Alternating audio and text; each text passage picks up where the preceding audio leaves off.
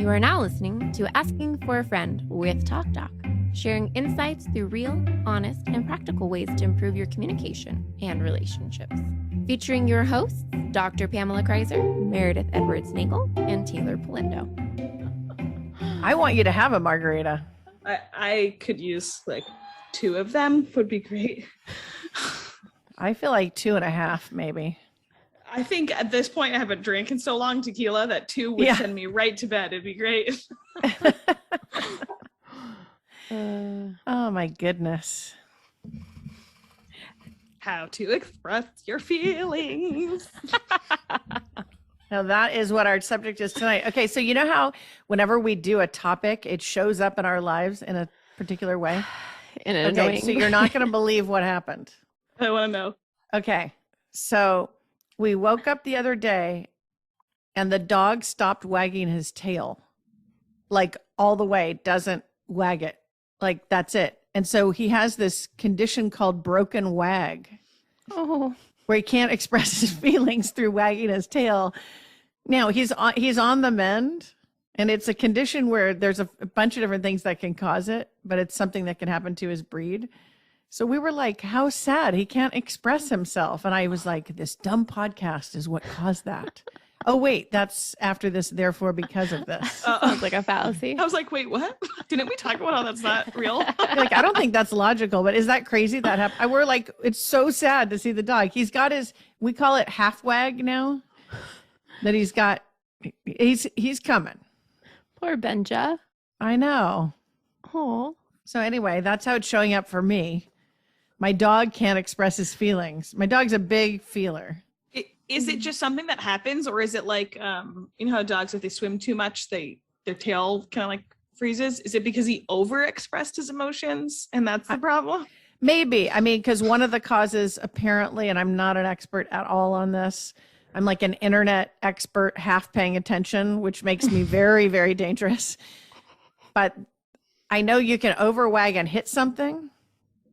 And I'm going to put him on that likely list for sure. Oh, okay. I can injure it kind of. And then essentially the dog won't wag the tail a lot, to repair it. Like it'll take a break from wagging. I feel like So when you overexpress and then Can we be helped? Can those of us who struggle expressing these emotions, myself and Benja, who maybe need help, how do we help ourselves? I don't think Teighlor has a broken wag. I think she has a resistance wag. You have a half wag? She resists. I feel like I don't know how. Okay. Well, tonight we're doing expressing emotions. And if you remember last episode, we talked about the beginning work that needs to happen before expressing. So what we identified is recognizing those emotions, understanding them, and labeling them. Now, that's a big list. It's a lot. So that's like 17 podcasts, but we did it in one. So by now you're perfect at labeling. So we go on to the next 2, which are expressing and then regulating emotions. Mm-hmm. And if you're listening carefully, you're understanding that these are letters that you would spell out ruler. This format or this progression comes from Mark Brackett's book, Permission to Feel, and his work at Yale University in the emotional intelligence area. So we've done the R, the U, and the L. And so we've got the E and the R, expressing feelings and regulating them. Yeah. So according to Brackett and his research at Yale, 2/3 of school-age children don't feel they have a safe person at school to confide in. He contends that 2/3, yeah. And he contends that carries over into the home in many cases. So a lot of his work is dedicated to expanding emotional intelligence in our K through 12 school systems. So I think he's in 3,000 schools now, something like that, which is a big reach. That's amazing. Yeah. Wow. Yeah. The question is, can we get some higher levels of emotional intelligence, and what would that do to our world? It's an interesting question.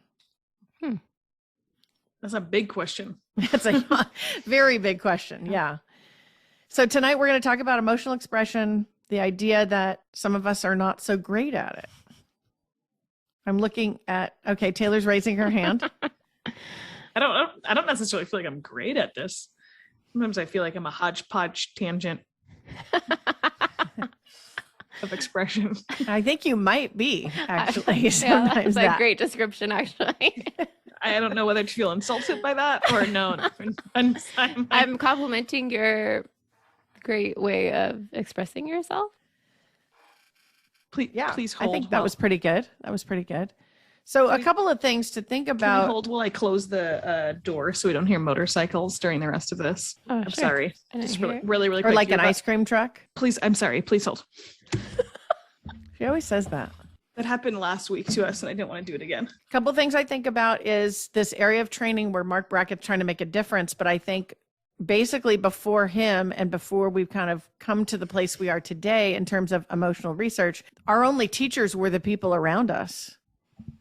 So that was your family, that was your friends, that was your partner you pick or partners or whatever. Like you it's just an interesting idea that we would have no training in this. And I think also one of the things I like about the ruler, so that's recognizing, understanding, labeling, expressing, regulating, is it's more about emotional intelligence and not only about expressing feelings. Instead of just being good at expressing feelings, something we're going to talk about, some tips that we can do in terms of that area, but expanding the conversation to be better overall at our emotional development and expression and relationship with people. You know what's interesting about this is, like you said earlier, whenever we're getting ready for a podcast that seems to come alive in our lives that week.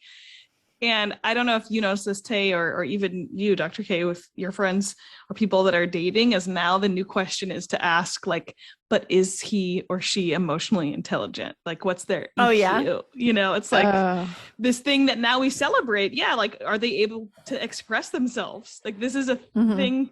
So this is a cool, I'm excited for this episode to know how to express myself, you know, personally, but also, is there a way you can see someone's EQ, I guess? Yeah, that's a great question, because Brackett has been working with the Wharton School of Business on a project where they have an actual assessment they've built to measure your EQ.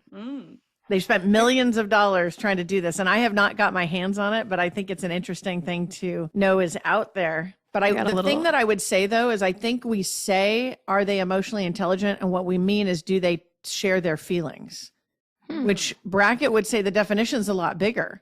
Okay. It's about understanding the nuances. It's about being that scientist that's interested in discovering the emotions. It's all those things. And expressing is one area of 5 areas. The last one, just to talk about regulation a little bit, and I know the focus is expression, but we do want to mention the regulation. Regulation, it's the area that thoughts and actions that you and I take, they kind of reduce the bad stuff and help the good stuff to happen emotionally. We take actions and we think thoughts that do things to manage the emotions that we feel. So sensations in the body. The goal is, if you're good at regulating, then you're able to enhance the good stuff. And if you're bad at regulating, you're going to enhance the bad stuff. Okay, so we could think easily related to some podcasts that we've already done related to thinking and the stories, you know, how we explain events to ourselves, thinking about like growth mindset and fixed mindset. We know, for example, that how you think about your feelings affects your regulation. So if you ruminate too much on something or think negative, inappropriate thoughts and get stuck there, then you can have a problem regulating how much headliner you're going to give it. That's exactly what I was thinking about, was the regulating or ruminating. Sorry. How much rumination we go over and over, play something over in our head. Right. Okay. So combine that with some genetic tendencies. So let's say you have a gene or two that are more anxiety based. Then am I prone to that already? And then I get myself in that situation and then I don't regulate it well enough. And boy, I'm stuck. To be emotionally intelligent is not just to express your feelings. You've got to recognize what they are, be a scientist, you know, do all that, express it, and then also still regulate sort of the emotional aftermath, if you will. So you can't just be like a rageaholic and like screaming and like, look how great I am at expressing myself. Like, we can't just have that ourselves at a 10 at all times. We have to be able to regulate. And then what you're saying is, then when we do that, we'll be better at staying with the good positive versus the bad negative. Enhancing the positive and reducing the negative. Yeah. Okay. Yeah.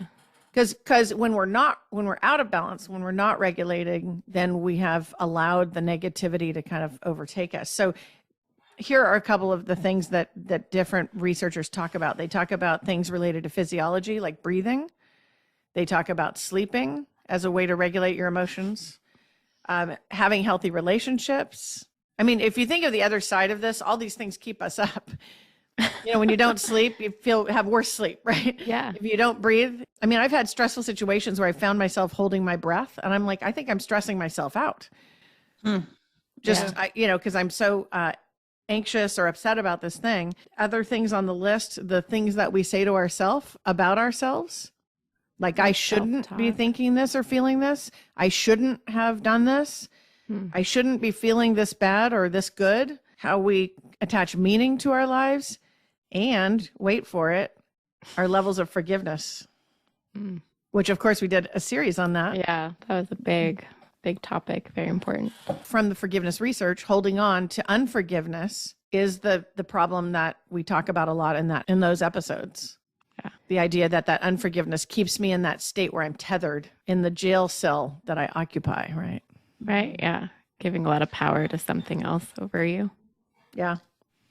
So what I know I'm going to wrestle on this topic with is, I think it is that it's going to be the regulating. It's that like angst between like wanting to, in a healthy way, communicate to someone how I feel and what I need. And also sometimes just wanting to just, like, why do I have to do this so politically correct or so, whatever, X, Y, and Z? Why can't I just say the thing that's happening? And why can't we just talk about it? Well, is regulating what you're talking about, like the expressing part, or is it like the actual emotions you're feeling? The E and the R. So E is expressing and R is regulating. And those are the last two components of what Brackett says makes us emotionally intelligent. So it's not just expressing our feelings. It's regulating ourselves as emotive beings. So kind of taking control and maybe changing, like if you're constantly angry about something, then regulating that would be to change being angry as your response. You want to change. Right. So you could change your thoughts. You could change your breathing. You Yeah. could change your sleep patterns, your nutrition. There's a lot of things that go into that. So it's actually changing how you feel about something, or not just the expression of it, right? We want to change. I don't know if it's how you feel. I think it's addressing the physical aspect and the lifestyle aspects and patterns that would affect those outcomes negatively or amplify their negativity, maybe. So when you have a feeling, then you're going to change. Well, that would be the expression, right? You're not going to like scream and shout and lose your cool. Well, ideally we do both. So ideally we express well and additionally regulate, giving space to the positive and reducing the negatives. Okay. So when we're emotionally intelligent, we have that in balance. Okay. And that's because of the ability to, express. So we should talk about expressing. Yeah, I was going to say, should we do like a real, I need to like feel this in real time. Well, before we talk about expression, I want to make one other distinction that Adler talks about. And it's something that I talk a lot about when I lecture on this topic. There's a difference between feeling, talking, and acting. There's feeling, of course, and we've talked about the sensations in the body. There's talking about it, but acting is a different thing. And I think sometimes people feel intense emotions such that they take action sometimes that are not positive. Yeah, I'm sure a lot of us can be the I can think of many examples from my youth, or maybe earlier today, but or be on the receiving end of somebody that doesn't know how to regulate themselves. Right. It can be painful. It can be painful. It can be regretful. Having an intense sensation or intense emotion doesn't equal the ability or right to act on that thing. Right. All the time deal with parties in these harassment cases that I mediate, and people will say, I had no choice but to hit him, or I had no choice but to do this thing. And what they're commenting on is that failure to distinguish between the idea of certain emotions and their intensity, and then that entitling you to a course of actions. So that's just my little caveat that I had to throw in there. I think that end of what you just said is very important. If you're someone that is struggling regulating your emotions, or you've experienced on the receiving end of someone that doesn't know how to regulate, you said that you feel, say that again, you feel entitled to like a certain set of behaviors because of the intensity of the feeling. And that I think is the pause that I would want, like in my own mind and in the mind of someone I'm in a relationship with, is why do you think that you're entitled to that behavior? A lot of times it comes from just the intensity, but part of what we need to do to enhance our emotional intelligence is recognize that intensity doesn't equal that. It doesn't equal permission. Yeah. And that's something that maybe you've experienced, like the bad end of, like we just said, or been the person, delivering that. And it's a good test for us to recognize and say, am I mixing up intensity with permission? Yeah. Because they don't equal each other. In order to be emotionally intelligent, we've got to understand that distinction. I think you sort of talked about that last episode, not making decisions out of emotions. Talk about that. Like, it's not a great time to make big decisions. Like if you want to hit someone or not, like when you're in the middle of the rage or the fiery burn within, like, they're not, emotions can be informative and they can help you. And we don't want to suppress them by any means, but we maybe don't want to make a lot of decisions from them or with them leading it. Right. Yeah. With them leading it is a good way to say it, I think. Yeah. I'm hesitant to share, like, cause I don't want to share like ugly parts of me, right? That's super uncomfortable for people to hear. But a lot of this is making me think about like the quick sarcastic jab to a sibling that I know I've delivered.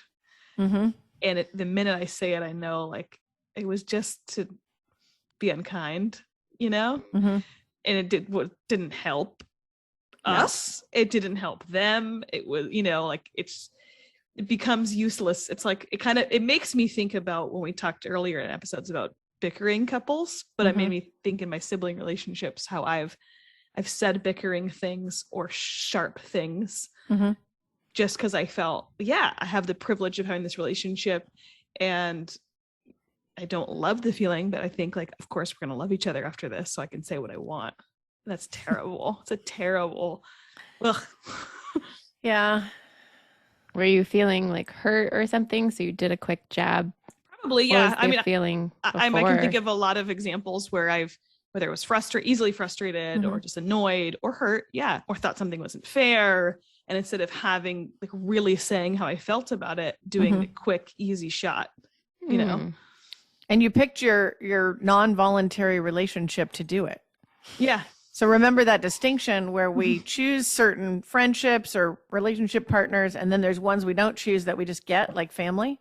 So we call that non-voluntary.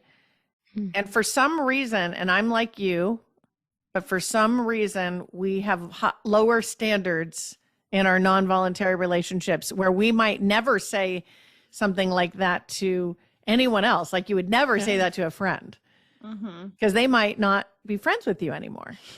But your brother or your sister or whoever is going to be around and they'll just have to deal with it because it's family. I want away with a lot more. It doesn't mean it's responsible, but it is what we say to ourselves. No, and I think it feels worse because those are the people that I love the most. Yeah. I mean, you love us, but yeah. I definitely love you guys.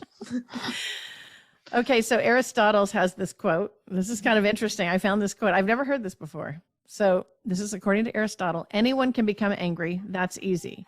But to be angry with the right person, to the right degree, at the right time, for the right purpose, in the right way, that's not easy. I think that we think of anger as such a negative thing, but it can be really powerful and important too.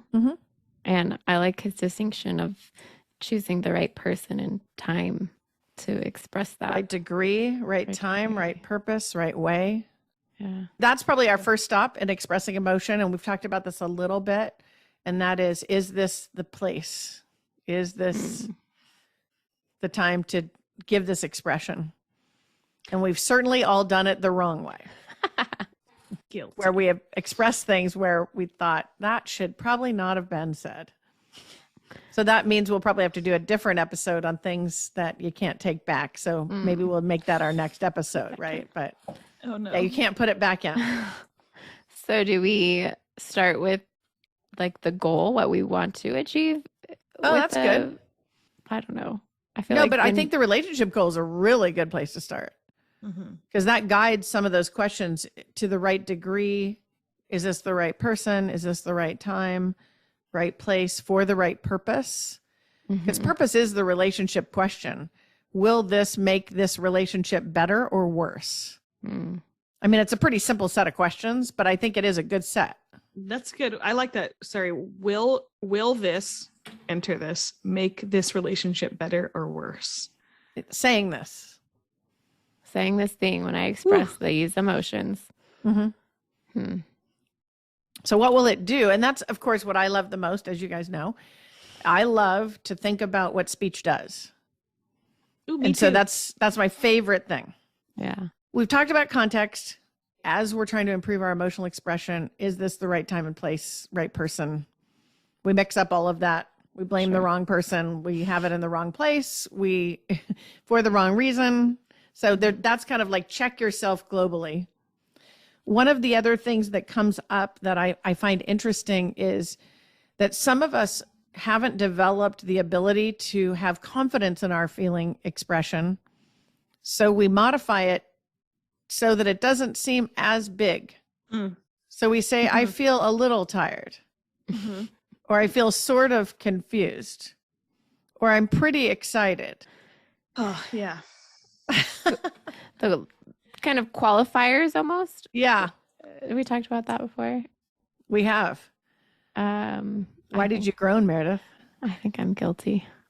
I'm guilty. Did I just do it? I'm guilty. I'm a little guilty. She said, I think I'm guilty. I think I'm guilty. Yeah, you did do it. Yeah. I have done this before. Yes. I also am sorry, but I'm human and I'm thinking of people that have done this toward me, and it's super frustrating. Yeah. I'm like, just tell me why is it always maybe this, you think that, and then it makes me realize, wow, I'm doing that. Funny. So avoid things that are confusing. We kind of are like cutting down our message essentially by doing that. Right? Absolutely. So you have this ability to say, I'm mad, or I'm excited, or I'm thrilled, or whatever that feeling you're trying to say. And then you cut the legs off and say, I'm a little thrilled about this. Probably bad combination. I'm a little annoyed. I'm a little annoyed for sure. That's a good one. Instead of saying a more accurate, which would be, I feel irritated, which is a little annoyed. Do we do this, I would assume, more with negative emotions? Because we don't want to, maybe there's a negative connotation to having negative emotions. I still feel like people say I'm pretty excited, or I'm getting excited, which sound, you're not committing. Because to me, I feel like all of it is a lack of commitment. It's like, I don't want to really commit to it, because if I commit to it, then I'm all out there naked for everyone to see, right? Vulnerable. Yeah. Sure. Okay. So you got to put pretty or little. And so the one of the first tips in getting our emotional expression to be in a better place is to drop those terms. We're not a little, we're not pretty, we're not, we're putting it out there. Sort of. Okay. Sort of. I'm getting sort of mad. And are there any other confusing phrases to avoid? Oh, for sure. So one of the things that I was thinking about in preparing for this are those people that give you a complex veiled message that is supposed to communicate something, but it's too complicated in its execution for you to maybe even feel. So you have somebody who says, well, if you're not doing anything this weekend, you could drop by, instead of saying, I feel alone, or I feel lonely. And the miscommunication, I would take that as like, oh, they don't actually want to see me. It's Well, you'd it's have so a whole vague. miscommunication thing happen all the time, I feel like, when you do those. first of all, the person's not together with the RUL yet because they're not even recognizing, understanding, labeling, right? Okay. So they already are in trouble there. And then the feeling expression is now disabled because of that missing the R, the U, and the L. And now the other party doesn't know what that means. It's so confusing. Yeah. It's like, we'll drop by, or you could drop by if you're around. And that's like, am I dropping by? Did you want that? Was there a time for that? Yeah, I would just say no to that person because I'm not going to, it feels like a lack of commitment to me. It feels like you're not really interested anyway. I think people that don't have the rule part, whatever. Yeah. Part of this, there is that for sure. I think this is a huge one with like insecure relationships, whether that's a romantic one or not. But yeah, it's like, I got a story that I haven't thought of in a million years. So when my husband, my boyfriend / acquaintance in college that became my husband, asked me out, I didn't know he asked me out. It was so roundabout. I had no idea that we were going on a date. I got to hear this. Okay. So here's what happened. So he said, maybe we should hang out on Saturday night. Maybe I'm busy. Well, so I was like, I don't know really what that means entirely. This guy seems kind of great, so I'm going to hang out. So I'll just hang out.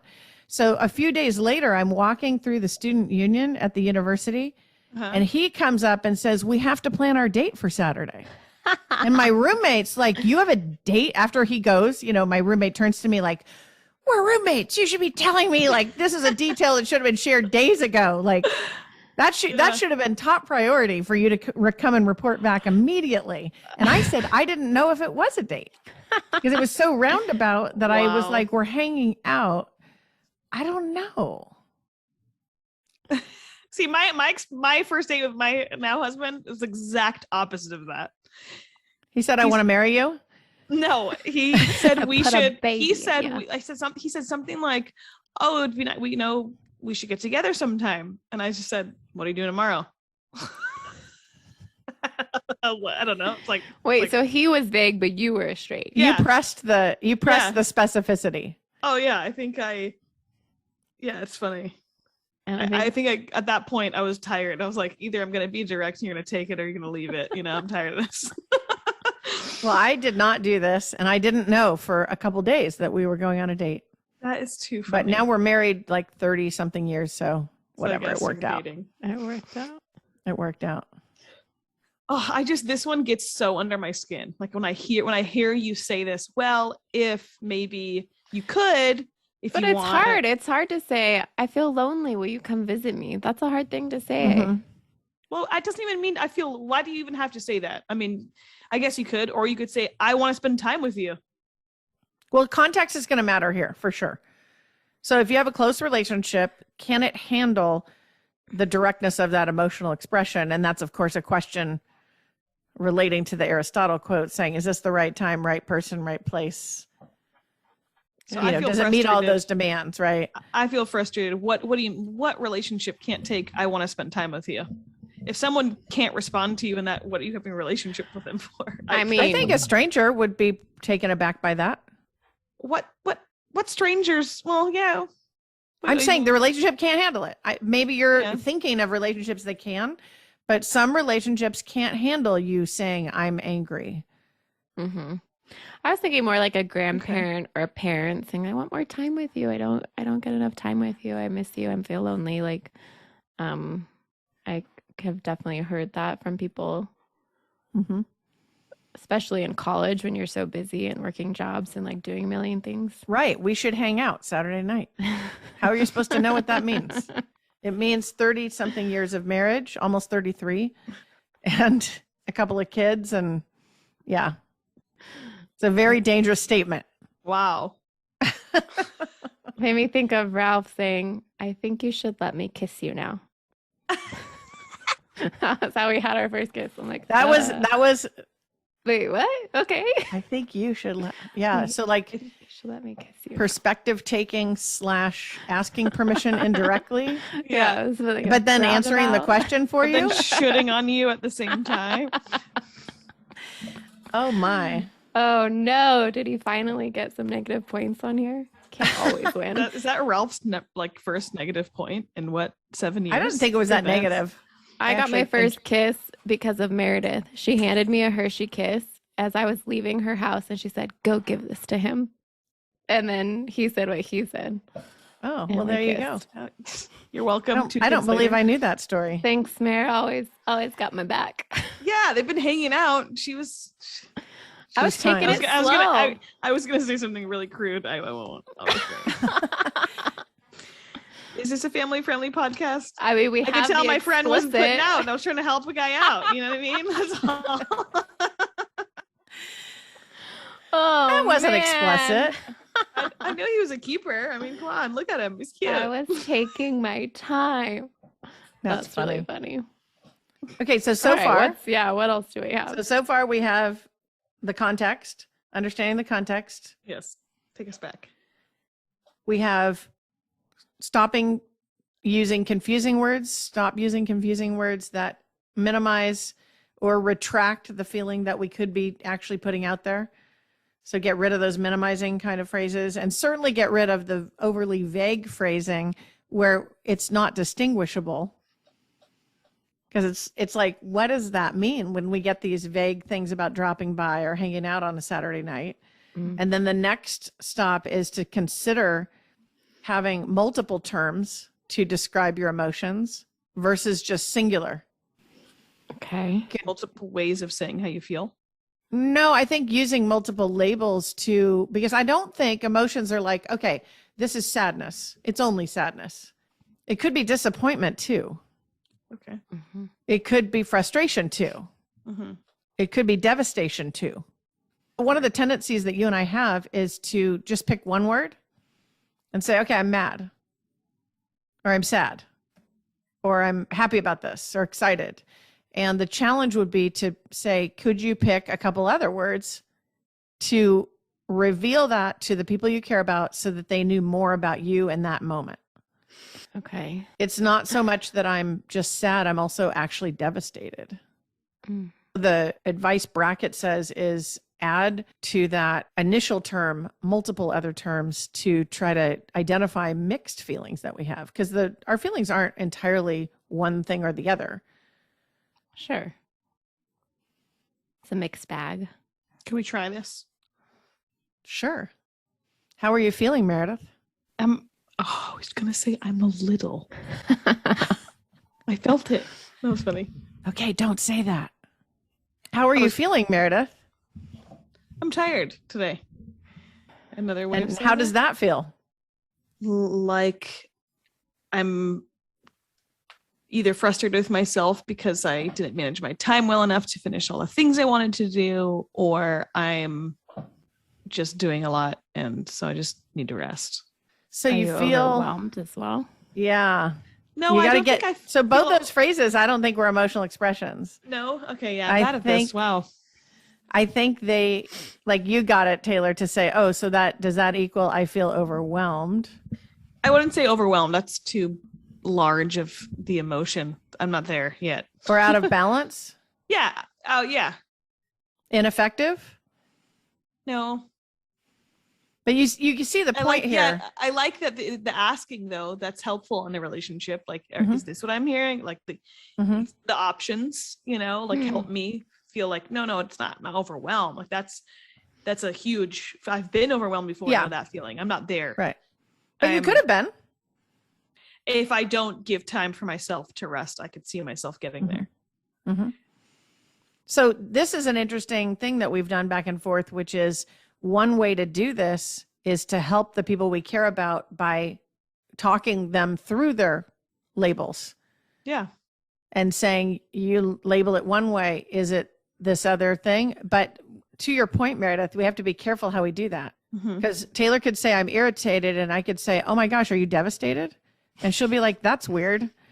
Like that was way overblown or overwhelmed, Yeah. Like too big of a word, but sometimes the too big of a word is where we are. Yeah. That actually is the clarifier. So the key is to sort of get that initial read or temperature and kind of match something with it. How are you feeling, Teighlor? I feel bad at expressing feelings. Which are her Is that a thoughts? feelings? That's her thoughts. So okay. you feel, so I'm going to help you. Okay. Inadequate? I feel inadequate. I feel hopeful. Oh. I feel is inquisitive a feeling? I feel inquisitive. I want to Curious? What would maybe? I want to learn more. What is that feeling? I feel So curious, hopeful, and inadequate. hopeful, inadequate. Yeah. Okay. But you can see how putting the words together really gives us a much more nuanced impression of the feeling. That's just beautiful right there. You're not watching. My cat is interrupting. It's this nice program. to have it's nice to have people help you along, but if you're one of those kids who you don't have anyone at school and you don't have anyone at home, how do you learn this? Dude, it's hard. It's just an area that people have largely ignored, honestly. I mean, it's how we started this conversation. So another way to kind of think about it is to say, okay, would there be a formula that I could use to express my feelings? So is there a way? Sometimes we do plugins, like, because we've talked about expanding the labeling, and I think that's really good for multiple feelings. So let's talk about the XYZ formula that we get from Hawker and Wilmot. Okay. You've talked about this before, right? I'm not crazy. I really don't know. Okay. I'm sure I've talked about it with you somewhere along this. Yeah, I feel like I've tried to practice this. Okay. Help us. Okay, so XYZ. this. So when you do X in situation Y, I feel Z. Okay. When you do So when your cat walks behind you, oh, gosh. when we're doing a podcast, I feel happy. I was like, oh no. No, I was going to say like chuckly, like, it's like, it's like, haha, giggly, like it's a little bit funny. So it's not saying you make me feel. No, that's a great distinction. It is not doing that. That's really good. It is not doing that. But we would also observe that when I say I feel lonesome or I feel alone or I feel happy, we still aren't giving a lot of information. So this is a way to expand the understanding of the person who's the recipient. So again, we go back to what does speech do? My favorite place. So we use XYZ to say it. So when you laugh, when I'm telling you a serious problem, I feel disrespected. Yeah. Instead of saying, I'm mad at you, which is what too many of us do. Too many times we just do the end. You're annoying me. So a way for me to break this XYZ down is when you do X behavior, when I do X behavior, I feel this. Well, in this situation is the middle part. When I, during this, I feel. So it's when you interrupt me, when I'm telling you about work, I feel ignored. Oh, I just had this one with Tommy. I picked up the phone when he was talking. I shouldn't say just, I've done it a couple times. And he did this on me. It's like when you pick up the phone when I'm talking, it was like, I don't feel like I'm important. Like what I have to say is important to you. So Tommy doesn't have to listen to the podcast anymore. Yeah. All-star. Better than me. That's for sure. He's got it. So I think that's actually an interesting place to start. If I just come up to a partner and say, hey, you make me so mad. It's not super helpful because it's like, when, how? Yeah. And so part of what's great about the XYZ formula is it narrows it down to a manageable place. When you pick up my phone, when I'm trying to have a conversation, I feel unimportant or whatever that thing. So it's not like you always make me feel important. Why are you so stupid? Why are you whatever? Why is your dog in the background? We have another animal in the background. I'm sorry. So what is it, like a farm over there? It's a very small farm. Two. So when your dog world. when your dog interrupts our podcast, and you laugh at that, I feel excited. Okay, good.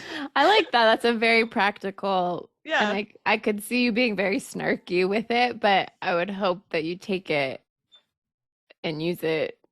Because what's the goal? Like, what do I want? Do I want to piss them off? Or do I want to you can be snarky with any of these tools. Or or do I actually want to have better communication or further this relationship in a positive way? Okay. Well, the good part about putting it in this kind of confined context is it removes the always tendency we have. Why do you always interrupt me? Yeah, Why do you always make faces? Why are you always grabbing my phone and not your phone or whatever? Yeah.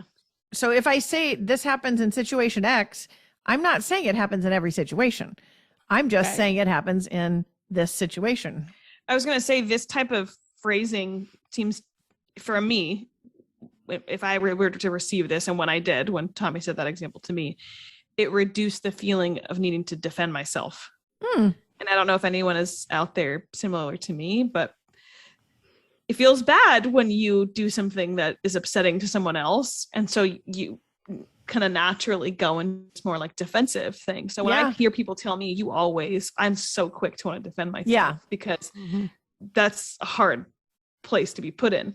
But if someone says to me when X in this situation, Y, I feel this.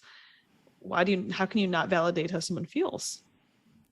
I mean, you still might not like it, but it's at least qualified. It's at least qualified, but I get you. I love that connection to defensiveness. Yeah. Because when someone says, why are you always so rude? It's pretty tough not to get worked up over that. Yeah. You could say, why don't you care what I think or what I'm saying? I'm like, whoa, I really care. Like, what did I do to communicate that? Oh, I picked up the phone. I'm so sorry. I'll not do that again. I like that there. Yeah. The challenge is for us to not be lazy. It's easier to just say, why are you so rude? That's just, it's so lazy, but it is easier. Yeah. But it goes to the goals. And so we return to a theme that we started this podcast with, trading comfort for growth.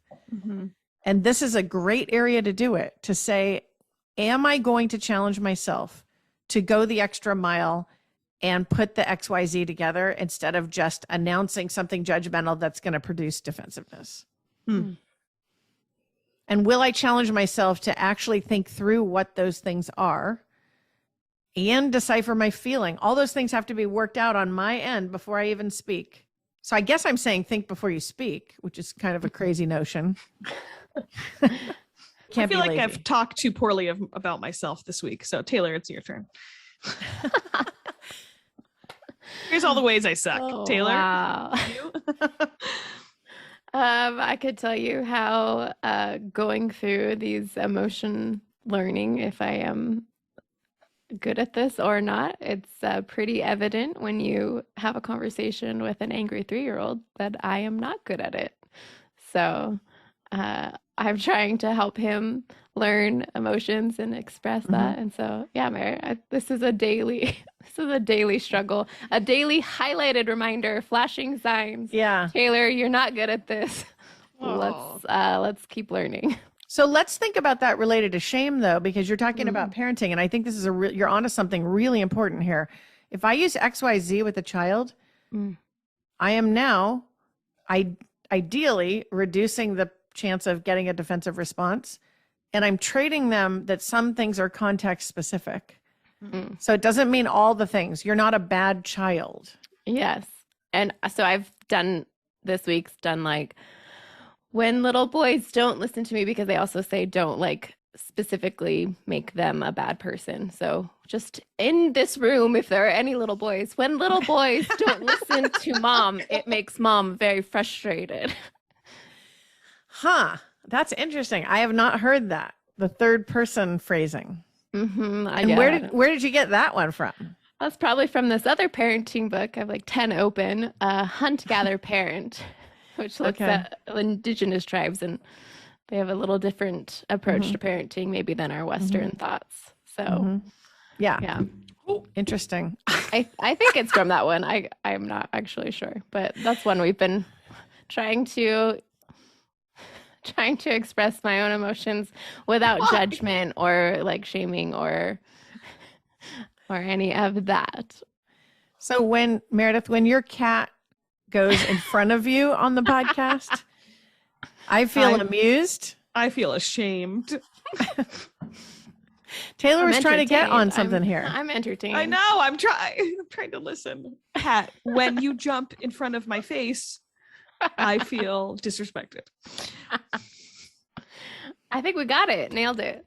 I think we did nail it. So here's the challenge. The challenge is to think about the different strategies. Try one or two. I don't think you can do them all. I'll try XYZ.